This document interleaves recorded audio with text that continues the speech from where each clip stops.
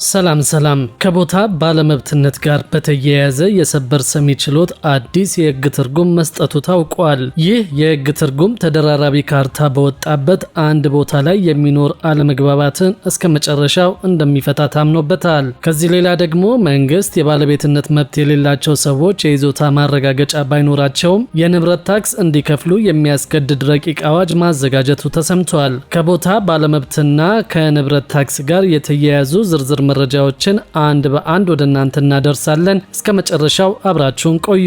የፌዴራል ጠቅላይ ፍርድ ቤት ሶስተኛ ሰበር ሰሚ ችሎት በአንድ ባለ ይዞታ ሊመዘገብ የሚገባን የከተማ ቦታ ከአንድ በላይ የሆነ የይዞታ ማረጋገጫ ወይም ካርታ ለተለያዩ ሰዎች ተደርቦ ቢሰጥ የቦታው ባለመብትነትን በተመለከተ ቀደም ሲል ተሰጥቶ የነበረውን የሕግ ትርጉም በመለወጥ አዲስ ውሳኔ መተላለፉ ታውቋል። 7 ዳኞች የተሰየሙበት ይህ ችሎት ከመጋቢት 25 ቀን 2018 ዓ.ም ጀምሮ ተግባራዊ የሚሆን አዲስ የሕግ ትርጉም መስጠቱን የተገለጸው። በዚህም መሰረት በአንድ ባለ ይዞታ ሊመዘገብ የሚገባን የከተማ ቦታ ላይ ከአንድ በላይ የሆነ የይዞታ ማረጋገጫ ወይም ካርታ ለተለያዩ ሰዎች ተደርቦ ተሰጥቶ ሲገኝ ለቦታው ባለመብትነት ቅድሚያ የሚሰጠው መጀመሪያ ያስመዘገበው ሰው ነው በሚል ተተርጉሟል። ይህ አዲስ ውሳኔ በፌዴራል ጠቅላይ ፍርድ ቤት ሰበር ሰሚ ችሎት በአንድ የመሬት ይዞታ ላይ ካርታ ተደርቦ ቢሰጥና በኋላ ላይ ካርታ የተሰጠው ሰው መሬቱ ላይ ቤትና ንብረት ካፈራ መጀመሪያ ካርታ ከወሰደው ግለሰብ ይልቅ ንብረት ያፈራው ሰው ባለመብት ሊሆን ይገባል የሚለውን አስገዳጅ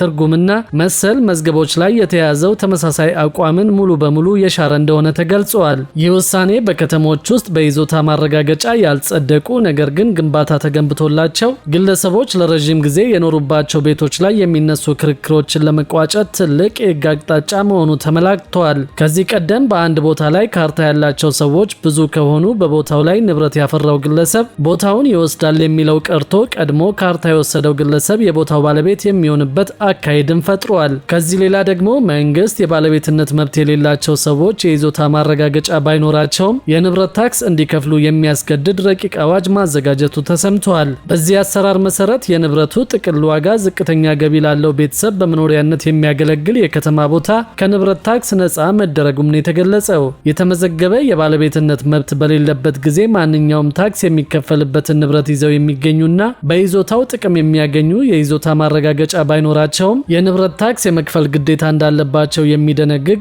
አስገዳጅ ሞዴል የንብረት ታክስ ረቂቅ አዋጅ ተዘጋጅቷል። ሀገራዊ ወጥነት ያለው የንብረት ታክስ መሰረት የታክስ ምጣኔና ታክስ የሚከፈልባቸው ንብረቶች እንዲኖሩ ለማስቻል የሚረዳ የአፈጻጸም ሕግ ክልሎች ሊያወጡ እንደሚገባና ለዚህ መነሻ የሚሆን ሞዴል የንብረት ታክስ ሕግ የፌዴራል መንግስት ማዘጋጀት ስላለበት ገንዘብ ሚኒስቴር ከገቢዎችና ከከተማና መሰረተ ልማት ሚኒስቴር ጋር ረቂቁን አዘጋጅቶ ይፋ አድርጓል። ለሁሉም ክልሎችና ለሁለቱ ከተማ አስተዳደሮች የተላከው ሞዴል የንብረት ታክስ ሕጉ በሊዝ ይዞታ ስሪት በሚተዳደር ማንኛውም የከተማ ቦታ የመጠቀሚያ መብት ከሊዝ ይዞታ ስሪት ውጭ በሆነ ነባር የቦታ መጠቀሚያ መብትና ቦታ ላይ በተደረገ ማሻሻያ ወይም በህንፃ ባለቤትነት ላይ የሚጣልና የሚሰበሰብ መሆኑ ተገልጿል። በሕጉ መሰረት ታክስ የመክፈል ግዴታ የተጣለበት ማንኛውም ሰው በታክስ ከፋዩ ስም የታክስ ጉዳዮችን እንዲያስፈጽም ውክልና የተሰጠው የታክስ ከፋዩ ተወካይ የሟች የውርስ ንብረትን በሚመለከት ስልጣን ያለው አስፈጻሚ ወይም አስተዳዳሪ ዕዳ ያለበትን ንብረት በሚመለከት ስልጣን ያለው ባላደራ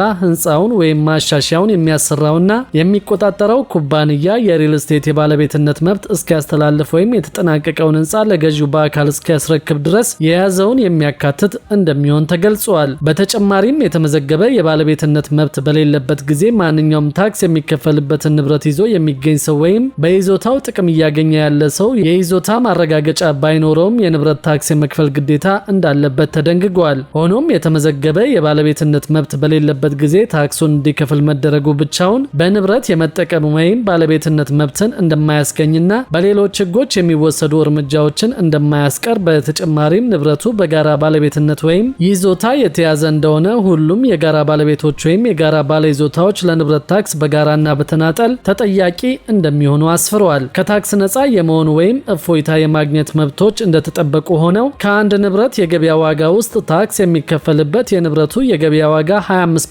መሆኑንና የመሬት አስተዳደር አካሉ በከተሞች በቦታ መጠቀሚያ በህንፃዎችና በማሻሻያዎች ምድብ ተፈጻሚነት ባለው የግመታ ዘዴና የዋጋ ግሽበት ማሻሻያዎችን መሰረት ያደረገ ወቅታዊ ማሻሻያ ማድረግ እንዳለበት ተገልጿል። የከተማና መሰረተ ልማት ሚኒስቴር በሚያወጣቸው ደረጃዎችና መመሪያዎች እንዲሁም የክልሉን የከተሞች ህግ መሰረት በማድረግም የከተሞች ፈርጅ ምደባና ንዑስ ምደባን እንደሚወስን ተመላክቷል። የንብረት ታክስ ምጣኔው በመጀመሪያው ዓመት በዝቅተኛ ታክስ ምጣኔ ተጀምሮ በ4 ዓመታት ውስጥ ከፍተኛ ጣሪያ ላይ መድረስ በሚያስችል አዳጊ ሂደት ስራ ላይ እንዲውል እንደሚደረግ የከተማ አስተዳደሮች የታክስ ምጣኔውን በሚያሻሽሉበት ጊዜ የከተማውን ዓመታዊ የካፒታል ወጪ ፍላጎትና የሁሉም ንብረቶች ታክስ የሚከፈልበት ዓመታዊ ዋጋን ከግምት ውስጥ ማስገባት እንደሚገባቸው ተደንግጓል። ዓመታዊ የታክስ ምጣኔው በሚሻሻልበት ጊዜም ከንብረት ጋር ከተያያዙ ገቢዎች በስተቀር ከልዩ ልዩ ማዘጋጃ ቤታዊ ገቢዎች፣ ከክልሉ መንግስት የሚገኙ ድጎማዎች፣ የውጭ እርዳታና ከሌሎች ምንጮች ከተሞች የሚያገኟቸው ገቢዎች ታሳቢ አይደረጉም ተብሏል። ዓመታዊ የንብረት ታክስ ምጣኔ ሰንጠረዥ የማጽደቅና የማሻሻል ስልጣን የተሰጠው ለከተማው ምክር ቤት ሲሆን ምክር ቤት በሌለበት ጊዜ ደግሞ አግባብነት ባለው የክልል ከተማ ህግ መሰረት ተመሳሳይ ስልጣን የተሰጠው አካል የማጽደቅና የማሻሻል ኃላፊነት ተሰጥቶታል። በከተማ ቦታ መጠቀሚያ መብት ላይ የሚጣለው ታክስ ምጣኔ ታክስ ከሚከፈልበት ዋጋ ላይ ከ0.2 በመቶ በታችና ከ1 በመቶ በማይበልጥ ሁኔታ ተግባራዊ እንደሚደረግ ከተሞች አግባብነት ያላቸውን ህጎች መሰረት በማድረግ በባዶ ቦታ ላይ ከፍተኛውን የታክስ ተመን ተግባራዊ ማድረግ እንዳለባቸው ተገልጿል።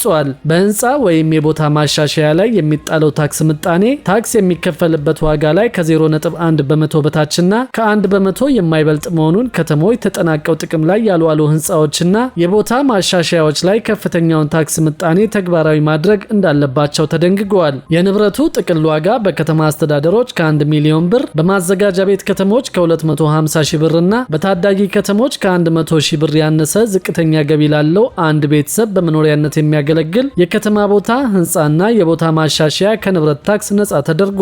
የሃይማኖት ተቋማት ለአምልኮ ተግባርና ለመካነ መቃብር አገልግሎት የሚጠቀሙባቸው ንብረቶች በከተማ ክልል ያሉና ለአንድ ቤተሰብ ፍጆታ ለሚውል የግብርና ስራ የሚያገለግልና ለህብረተሰቡ ነጻ የማህበራዊ አገልግሎት የሚሰጡ ድርጅቶች አገልግሎቱን ለመስጠት የሚጠቀሙባቸው ንብረቶችም ከታክስ ነጻ መደረጋቸው ታውቋል።